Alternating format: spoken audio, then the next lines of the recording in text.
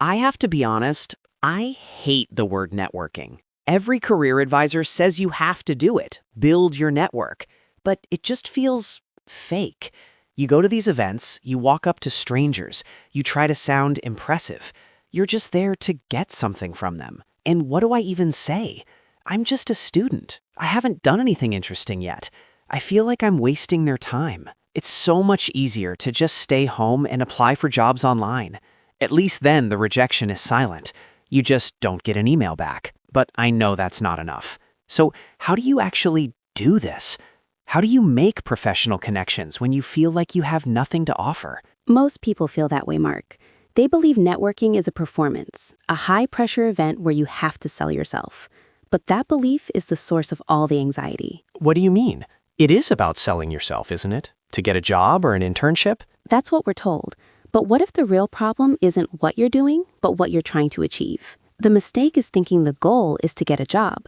The real goal, especially at the beginning, is much smaller and much easier. Okay, what's the real goal then? To collect a story. That's it. Just one interesting story from one interesting person. A story? That doesn't sound very professional. How does that help me? It helps because it changes everything that comes next. Let's start with who you choose to talk to. Most students think they need to find someone powerful, a manager, a director, the CEO. Right, the people who can actually hire you. That sounds logical. It's why so many students try to connect with senior leaders on LinkedIn.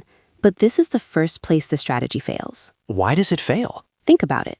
That senior manager is incredibly busy. They get hundreds of messages just like yours. And more importantly, their daily work is so different from yours. Their experience from 20 years ago isn't that helpful for someone starting today. You have nothing in common, so the conversation feels awkward and forced. It puts too much pressure on you to be impressive. Exactly. That's the feeling. It's like trying to talk to a celebrity. So here is the new way to think. Don't look for power, look for a path. Find people who are just 2 or 3 years ahead of you. People who were in your shoes very recently. A person who graduated from your university and now has the job you think you might want in 2 years. Their experience is the most helpful you can find. Because they just went through it. Precisely. Their advice is current. Their memory of being a student is fresh. The conversation is easier, more natural, because their experience is directly relevant to your situation. Okay, I see that. Talking to someone who's 25 feels a lot less scary than talking to someone who's 50. Their story would be more relevant. So I find this person. Now what? I still have to send that first message. That's the hardest part. It is, because again, most students get the goal wrong. They think the goal of the message is to prove they are smart and qualified. You have to show them you're worth talking to, right?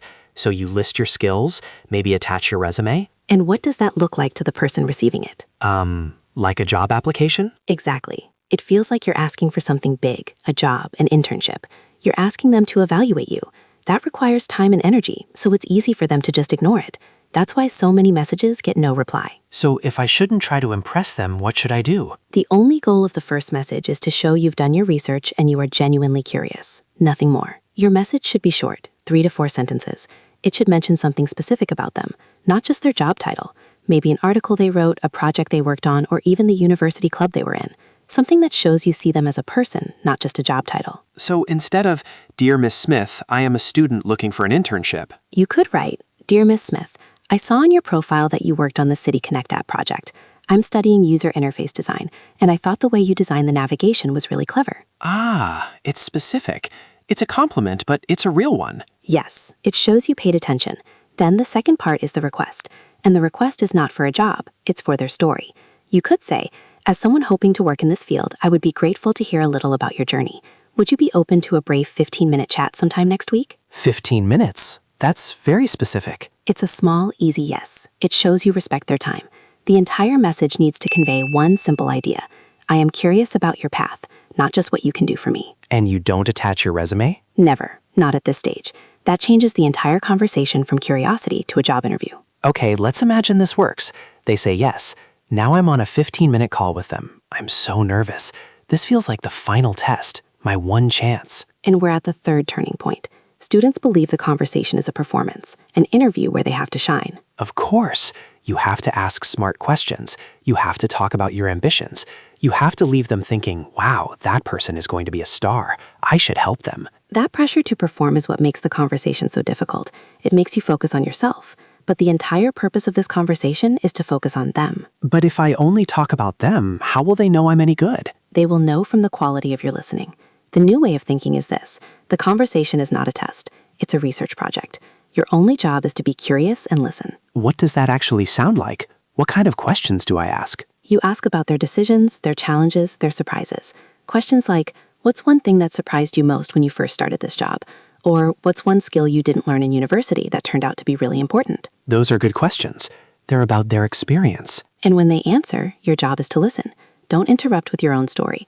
Don't immediately try to connect it back to yourself. Just listen. When you listen deeply to someone's story, you validate their experience. You make them feel heard and respected. That feeling is what builds a real connection, not your list of skills. So I just listen for 15 minutes, and at the end, I just say thank you and goodbye. At the end, you thank them for their time and their stories. You can say something like, "This was so helpful. I really appreciate you sharing your experience." And then you follow up with a short thank you email an hour later. That's it. That makes sense, but it still feels hard. If this is all true, if it's this simple and low pressure, why do so many good students still struggle? How does this actually lead to a job? It feels too indirect. It feels like I'm wasting my time if I don't ask for something real. That's the most important question mark. You're asking because you still believe one conversation must lead to one job. But the system is not about one-to-one transactions. Think of it like this. You're not trying to find one key for one door. You're building a personal library. Each person you talk to is a new book, a book of experience, of mistakes, of insights. Your goal isn't to read one book and be done. Your goal is to slowly, over months and years, build a rich library of advisors. A library of advisors? I like that. After your first conversation, you might ask that person, "Is there anyone else you think it might be interesting for me to talk to?" They might introduce you to a colleague. Now your library is growing. 6 months from now, you might have had 10 of these 15-minute conversations. You now have 10 people who know you. They don't know you as a job applicant. They know you as that polite, curious student who listened really well. Okay, and then what? Then an opportunity appears. A junior position opens up on their team. The manager asks, "Does anyone know any good people who are just starting out?"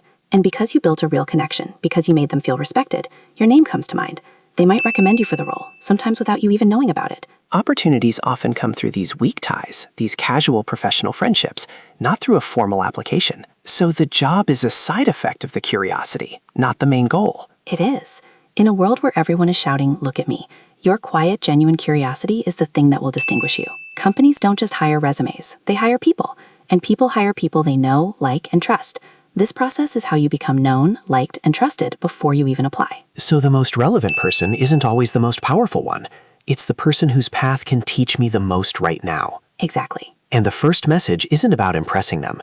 It's designed to convey respect for their time and genuine interest in their story. You've got it. During the chat, my main job is to listen.